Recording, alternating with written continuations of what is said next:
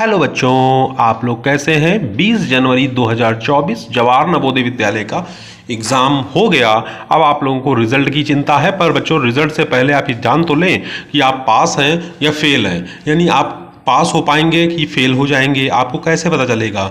तो बच्चों आज हम आप लोगों के लिए आपके सामने भाषा परीक्षण यानी अनुच्छेद में कुछ 3 या 4 क्वेश्चन डाउटफुल थे, जो कि मुझे बताना ज़रूरी लगा। और आप लोगों से मैं कहूँगा कि आप इन चारों पैसेजों के क्वेश्चंस को मिलान भी कर लें, जिससे कि आपके मार्क्स पता चल जाएंगे कि आपके कितने मार्क्स बन रहे हैं 20 में से। यानी 20 क्वेश्चन में कितने क्वेश्चन आपके सही हैं। आप कमेंट बॉक्स में भी मुझे लिख सकते हैं कि सर आपने 20 क्वेश्चन बताए हिंदी भाषा में, और वो 20 क्वेश्चन में से मेरे सर कितने क्वेश्चन सही हैं। यानी जिन बच्चों के 20 में से जो है हम अभी आपको बताएंगे, वीडियो पूरा देखिए, अंत में आपको बताएंगे कि 20 में कितने बच्चों ने यानी उतने क्वेश्चन सही किए होंगे तो वो पक्का पास हो जाएंगे हिंदी भाषा में। हिंदी भाषा की बात कर रहे हैं बच्चों, हिंदी भाषा में। यानी हिंदी भाषा में आपने 20 क्वेश्चंस में थे, जो मैं अभी बताऊंगा आपको कि इतने क्वेश्चन आपने किए होंगे तो आप जरूर उसमें पास हो जाएंगे। ठीक है बच्चों, तो हमारे साथ बिल्कुल एक एक पैसेज के हम क्वेश्चंस को आपको बताएंगे। बच्चों 4 क्वेश्चन डाउटफुल हैं, और वो 4 क्वेश्चन इसलिए डाउटफुल हैं क्योंकि उसमें जो है संशय है, डाउट है। उसमें जो है आप देखिए जवाहर नवोदय विद्यालय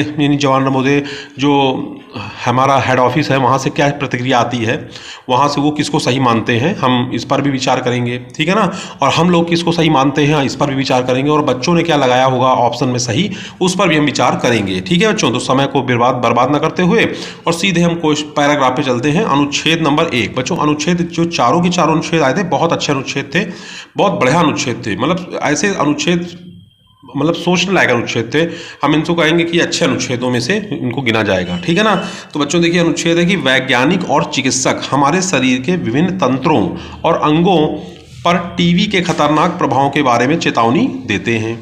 प्रत्येक व्यक्ति प्रतिदिन औसतन 3 से 4 घंटे टीवी देखता है, जिससे हमारी दृष्टि कमजोर हो जाती है। बच्चों दृष्टि कमजोर हो जाती है, ध्यान रखिएगा।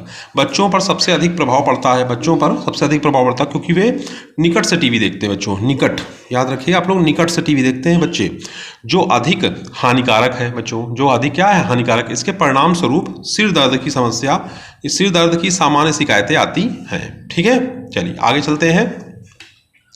अब कह रहा है इसमें आगे देखिए, आगे कह रहा है कि लंबे समय बच्चों लंबे समय तक टीवी देखना हमारे शारीरिक और मानसिक जो है स्वास्थ्य के लिए हानिकारक है। नृत्य, संगीत, लड़ाई के विभिन्न कार्यक्रमों की ऊंची आवाज से बहरापन आ सकता है। एक ही मुद्रा में लगातार टीवी देखने से जोड़ों में दर्द, पीठ में दर्द और मांसपेशियों में दर्द होता है। टीवी देखते समय खाना खाने से हमारी पाचन क्रिया ढीली होती है। बच्चों पाचन क्रिया ढीली होती है और मोटापा बढ़ता है। आतंक और हिंसा के दृश्यों से युवकों में मनोवैज्ञानिक समस्याएं जन्म लेती हैं। बच्चों मनोवैज्ञानिक याद रखिएगा। ठीक है, तो ये तो पैराग्राफ था, ये पैराग्राफ आप लोग से संबंधित था, टीवी से संबंधित था। टीवी ज़्यादातर बच्चे ही देखते हैं। अब देखिए इसमें पहला क्वेश्चन है 61 नंबर, कह रहा है लंबे समय तक लगातार टीवी देखने से हमारी प्रभाव नहीं होता। तो बच्चों देखिए मानसिक स्वास्थ्य पर प्रभाव पड़ता है। यदि आप टीवी लगातार देखते हैं तो मानसिक स्वास्थ्य पर प्रभाव पड़ता है। पाचन क्रिया गड़बड़ हो जाती है, भार यानी वेट ज़्यादा बढ़ता है। ठीक है ना, आप यदि ज़्यादा खाएंगे, टीवी देख रहे हो ज़्यादा, फिर टीवी देखते समय आप ज़्यादा खाना खा लेंगे तो आपका वेट बढ़ेगा। बच्चों क्या बढ़ेगा, वेट बढ़ेगा। एक चीज़ है जो मतलब लंबे समय तक लगातार टीवी देखने से मतलब उस पर प्रभाव नहीं पड़ता, वो ऊंचाई है। बच्चों हाइट पर कोई प्रभाव नहीं पड़ता। ठीक है, तो ये तो चलो सही आपने भी लगाया होगा बच्चों, और भी बच्चों ने इसको सही किया होगा। आतंक और हिंसा के दृश्यों से युवकों में मनोवैज्ञानिक समस्याएं जन्म लेती हैं। मनोवैज्ञानिक समस्याओं का संबंध है बच्चों किससे, बच्चों हृदय से, पाचन तंत्र से, श्रवण क्षमता। बहुत बच्चों ने पाचन तंत्र लगा दिया, जबकि पाचन तंत्र नहीं है, गलत है। मानस माने होता है बच्चों मन से, क्या लगाएंगे, मानस माने होता है मन से जो है हमारे जो है ये समस्याएं पैदा होती मनोवैज्ञानिक। ठीक है ना। टीवी देखने का प्रभाव बच्चों की दृष्टि पर सबसे अधिक पड़ता क्योंकि उनकी पाचन क्रिया ढीली होती है। टीवी देखते हुए गलत हुए, टीवी बहुत निकट से देखते हैं, बिल्कुल यही सही है बच्चों, वे निकट से टीवी देखते हैं इसलिए उनकी दृष्टि जो है आंखों की कमजोर हो जाती है। ढीली का समानार्थी शब्द बच्चों ये बहुत इंपॉर्टेंट है, कई बच्चों ने इस पर गलत किया है, इसको ढीली का समानार्थी मतलब होता है समान अर्थ, यानी एक जैसा अर्थ, एक जैसा क्या हो, अर्थ हो। तो एक जैसा अर्थ किसमें होगा, शक्तिपूर्ण, व्यस्त, धीरे या तीव्र। तो ढीली का मतलब होता है बच्चों व्यस्त, कि धीरे, कि तीव्र, ठीक है ना। तो ढीली का मतलब होता है आपका धीरे, ढीली, बहुत ही ढीली गाड़ी है, ढीली रस्सी है, ठीक है ना। सुस्त नहीं, ढीली का अर्थ होगा धीरे, पैराग्राफ के अकॉर्डिंग, ठीक है। बहुत बच्चों ने व्यस्त लगा दिया है, जो कि गलत है। अनुच्छेद में प्रयुक्त हानिकारक शब्द का विलोम क्या है? तो बच्चों हानिकारक का होता है विलोम, पूछा गया है, उपयोगी होता है हानिकारक का, ठीक है ना। मैंने एक अपना वीडियो डाला हुआ है विलोम शब्द से संबंधित, पर्यायवाची से संबंधित वीडियो डाला हुआ है। आप इनमें, मैंने बोला भी था कि इनको आप पढ़ लीजिएगा, देखिए आए हैं, ठीक है ना। विलोम शब्द भी आए, पर्यायवाची भी आए हैं। चलिए, तो ये अनुच्छेद आपका पहला पूरा हो गया। अब इसमें आपके 5 क्वेश्चन थे, 5 में से आपने कितने सही किए हैं मुझे बताइएगा, ठीक है। लास्ट में बताऊंगा कि इतने क्वेश्चन यदि आपने कर दिए होंगे तो आप जरूर सफल हो जाएंगे। कृतज्ञता अनुच्छेद 2 है बच्चों, अनुच्छेद 2 आ गया। कृतज्ञता ज्ञापन का एक बहुत बड़ा सद्गुण है। कृतज्ञता, कृतज्ञता मैंने बच्चों होता है आपका मतलब एहसानमंद होना।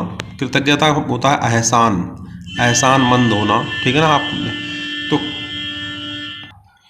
कृतज्ञता ज्ञापन का एक बहुत बड़ा सद्गुण है जो प्रत्येक मनुष्य में होना चाहिए। यह एक अनुभूति है जिसके द्वारा हम किसी के प्रति धन्यवाद व्यक्त करते हैं, ठीक है ना। हम अनेक रूपों से अपनी कृतज्ञता ज्ञापित कर सकते हैं। हम अपने विचारों, शब्दों, कार्यों में कृतज्ञ हो सकते हैं।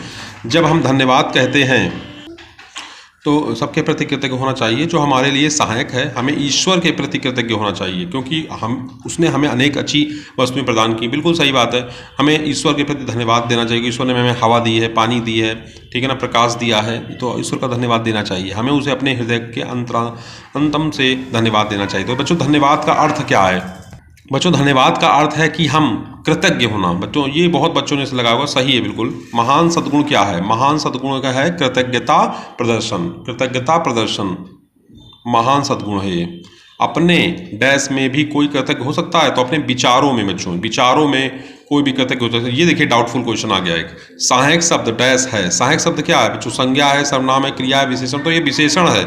बहुत बच्चों ने इसमें सर्वनाम लगा दिया है, जबकि सर्वनाम नहीं है, ठीक है। जो सद्गुणों सहायक शब्द डैश है, तो सहायक शब्द क्या है? सहायक शब्द जो विशेषण है। ये एक डाउटफुल क्वेश्चन आ गया पहला। दूसरा कह रहा है सद्गुण का अर्थ है, तो सद्गुण का अर्थ बहुत बच्चों ने गुण लगाया है और कुछ ने नायकवाद। जिसने गुण लगाया उनका भी सही है, नायकवाद जिसने लगाया वो भी सही है। लेकिन देखिए नवोदय विद्यालय क्या इस पर प्रतिक्रिया देता है, ठीक है ना। तो ये भी एक डाउटफुल क्वेश्चन, नायकवाद भी होगा। सद्गुण बच्चों एक ऐसा गुण होता है जो जन्मों से आता है, यानी बहुत समय से बना रहता है, ये डिस्ट्रॉय नहीं होता, नष्ट नहीं होता, ठीक है ना।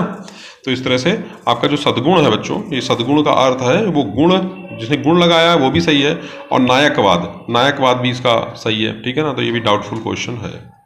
2 क्वेश्चन डाउटफुल में बताया आपको। अब अनुच्छेद 3 देखिए बच्चों। अनुच्छेद 3 है विनम्रता, एक कोमल गुण है। इसका अभिप्राय विनम्र, कोमल और सुशील है, घमंडी के उलट है। यह स्वयं पर नियंत्रण रखने की एक गुणवत्ता है। ऐसा व्यक्ति जिद्दी नहीं होता, वह उस दूसरों से सलाह लेता है और उनके अनुभवों से सीखता है। वह अपना स्वयं का विशेषज्ञ है। वह आसानी से नाराज नहीं होता। एक विनम्र व्यक्ति अपनी गलतियों और कमियों को मुस्कान के साथ स्वीकार करता है क्योंकि वह आत्म केंद्रित नहीं है। यह विचारवान, इसलिए वह विचारवान है। तो बच्चों देखिए विनम्रता एक महान क्या है? गुण है। बिल्कुल सही है, बहुत बच्चों ने सही भी लगाया होगा।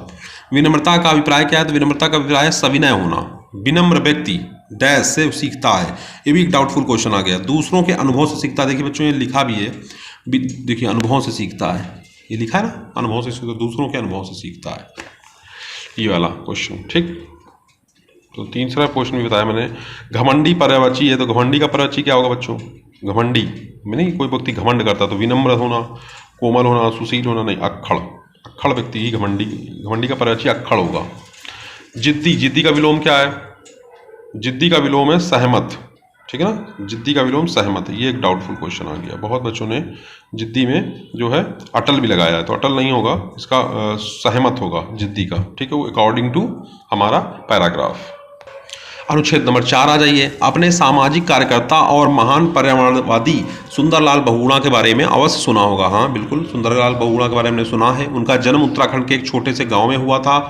उनका गांव ऊंची पहाड़ियों पर हरे भरे वनों से घिरा हुआ था। उन मूल्यवान वृक्षों में भरे हुए थे, मूल्यवान वृक्षों से भरे हुए थे। ठीक है ना। खेल का सामान बनाने वाली अनेक कंपनियों ने पेड़ों की कटाई शुरू कर दी। इसका परिणाम यह हुआ कि आसपास के क्षेत्रों में बाढ़ आना शुरू हो गई। बाढ़ से लोगों को अनेक समस्याओं का सामना करना पड़ा। उन्हें अपने जीवन में वनों का महत्व समझ में आया। तो बच्चों, सुंदरलाल बहुगुणा एक महान पर्यावरणवादी थे। बिल्कुल सही बात है ये। ठीक। दूसरा आ जाइए, कह रहा है उनका गांव डैश घिरा हुआ था, तो हरे भरे वनों से। बिल्कुल सही है। वनों की कटाई बच्चों, वनों की कटाई के परिणाम स्वरूप डैश आने लगी, तो क्या आने लगी? विनाशकारी बाढ़ आने लगी। ठीक है। आगे देखिए, जातिवाचक सुंदरलाल बहुगुणा डैश, ये भी एक डाउटफुल क्वेश्चन है। ठीक है ना, कि सुंदरलाल बहुगुणा क्या है? जातिवाचक संज्ञा है, समूहवाचक है, तो व्यक्तिवाचक संज्ञा है बच्चों। ये बहुत बच्चों ने जातिवाचक लगा दिया। ठीक है ना। अब आता है मूल्यवान डैश का पर्यायवाची है, तो मूल्यवान का पर्यायवाची क्या है? अमूल्य बच्चों। ये भी डाउटफुल क्वेश्चन। आगे देखिए, मूल्यवान का पर्यायवाची होगा अमूल्य या अनमोल। घृणास्पद नहीं होगा, अप्रिय नहीं होगा, अनुपयोगी नहीं होगा। मूल्यवान का होता है अमूल्य। ठीक है। तो जैसा कि बच्चों हमने आपको बताया था कि हम आपको अंत में बताएंगे कि 20 क्वेश्चंस में से यदि बच्चे ने इतने क्वेश्चन किए होंगे तो वो अपने आप को समझे हिंदी भाषा में पास। ठीक है, हिंदी भाषा में वो अपने आप को पास समझेंगे। तो बच्चों, 20 में से जिस बच्चे ने 18 या फिर 19 क्वेश्चन सही करे हैं वो हिंदी भाषा में अपने आप को हिंदी भाषा में पास माने। क्योंकि बच्चों, पैराग्राफ जो चारों आए थे वो बहुत इंपॉर्टेंट थे और बहुत अच्छे पैराग्राफ आए थे। मतलब उनका एक नवोदय विद्यालय समिति ने जो पेपर बनाया है उसमें जो हिंदी भाषा में जो पैराग्राफ दिए हैं वो वास्तव में अच्छे हैं, बढ़िया है। धन्यवाद इसके लिए। तो ठीक है ना। तो आज इतना ही रखते हैं बच्चों, कल फिर मिलते हैं। जय हिंद, जय भारत।